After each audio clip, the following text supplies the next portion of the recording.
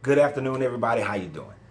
I don't know if you know this, but the city of Atlanta was awarded the 2019 NFL Super Bowl, and I have $100 million prediction for that Super Bowl in less than 3 years. Here it is.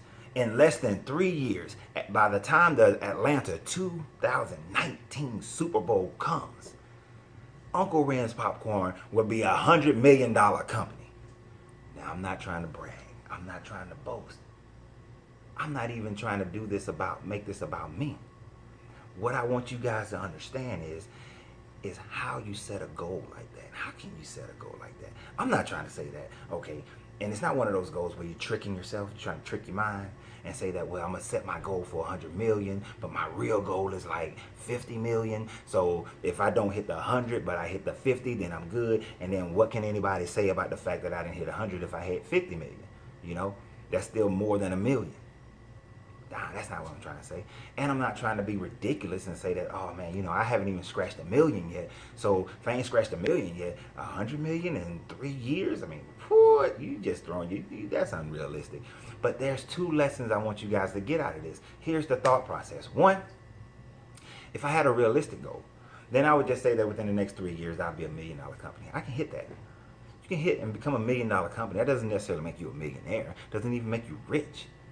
It just means that your company made $1 million, but when you take out taxes and overhead and all these other kind of things, that million shrinks drastically. All right, so that's not the point. See, too many times people make realistic goals. You set yourself up to hit something that is realistic, and when you do hit it, you find yourself lacking. You find yourself saying that I could have done much more. So by setting a goal that's unrealistic, yeah, to most people, this company going from where it is today, a six-figure, I ain't telling y'all the exact numbers, but a six-figure company to a $100 million company, most people are going to balk at that. Most people are going to think you're crazy. You can't do that. That's just wishful thinking. Well, I'll let you have that for yourself, but that is not for me. All right, that's not for me. And the thing about it is that the next thing I'm about to tell you is what makes it possible. See, the reason why most people can't hit that unrealistic goal is because they are trying to take realistic steps to get there. But you actually have to take an unrealistic step to get there. You got to be able to majorly overhaul everything. And the first thing that you have to do is reverse engineer that thing.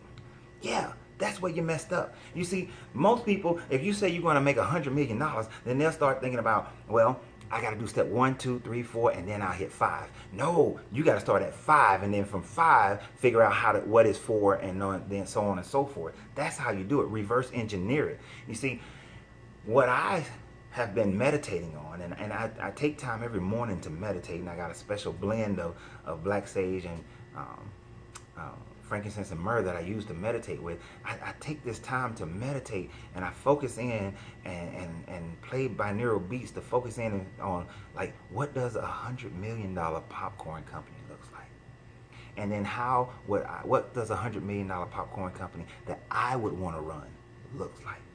And my mind and the energy and the creator and the universe starts telling me what it looks like. See, first it'll tell me multiple ways it looks.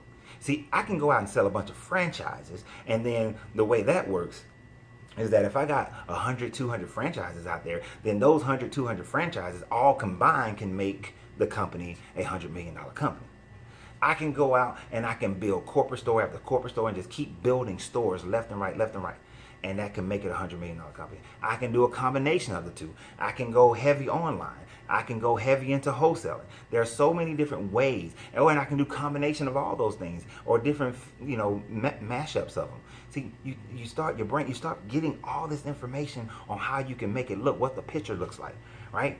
And then you start going from there, okay, well, if in my mind I want everything to be under the corporate name, then how does that look? What kind of company is a $100 million company in a popcorn retail type situation? And then start working from that. Well, if it looks like that, is 500 stores, and each one of those stores are in city centers that's generating X amount of dollars, then you have to figure out, okay, well, if it's $100 million a year, and if I got 100 stores, then each store only has to produce $1 million.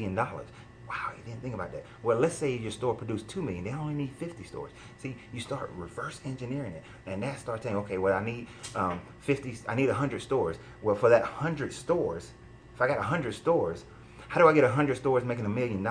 What is the environment that those stores need to be in? What is the type of traffic do they need to have? Who are the type of customers that they need to have? Well, how many employees? What do those employees look like? What does the store look like? So now you start saying, okay, so for my next store, it needs to be in this location. When I go to Nashville, it needs to be in this location. When I go to DC, it needs to be in this location. When I go to all these different cities, these are the type locations that I have to find in order to make sure that this is a $1 million producing store. And then from there, I have to say, okay, as profit comes in, it's reinvested to the next store. Profit comes in, reinvested to the next store, because that's how I'm going to get to that 100 stores. You see, I got one store now, right? And possibly opening up a second store soon as well. But you take that one store and it makes money, you put that into another store. Now you got 2 stores. There are 2 making money. Now you can open up a 3rd store faster. Now you got 3. Now you can open up a 4th store faster. And then just like compounding interest, you start compounding stores because you're constantly reinvesting and not taking that money and say, well, I want to live like a millionaire, or I want to have, a $500,000 pay, or a $600,000 pay, or a $200,000, or even a $100,000 pay. You can be patient for that. So a person to build that in this amount of time has to be a patient person and not spend all the money. So think about that for your business. Think about that for yourself and whatever it is that you want to do. How do you turn your business in the next 3 years before the Atlanta Super Bowl? Let that be your target time frame. How do you turn your business into whatever that success level is that's ridiculous, that is not realistic, and then reverse engineer it? And you will find that you will get there. And see, it's not about, if the Super Bowl comes and that year that my company doesn't make $100 million, if it makes 900,999,000, whatever, I'm going to be pissed. If I'm 1 penny short, I will grind that last day to get that 1 penny, because it matters to the point of me hitting the mark. All right, it's about hitting the mark, not getting close, hitting the mark. So I want you guys to think about it. Put down in the comments, share this video with other people, and let's talk about what is it that you would like to see, where you'd like to see yourself by the Atlanta Super Bowl, whether it's your health, whether it's your relationship, whether it's your business or your work or your kids. Let me know. Let's talk about it. So my greatness is non-negotiable, and so is yours, and y'all have a great day.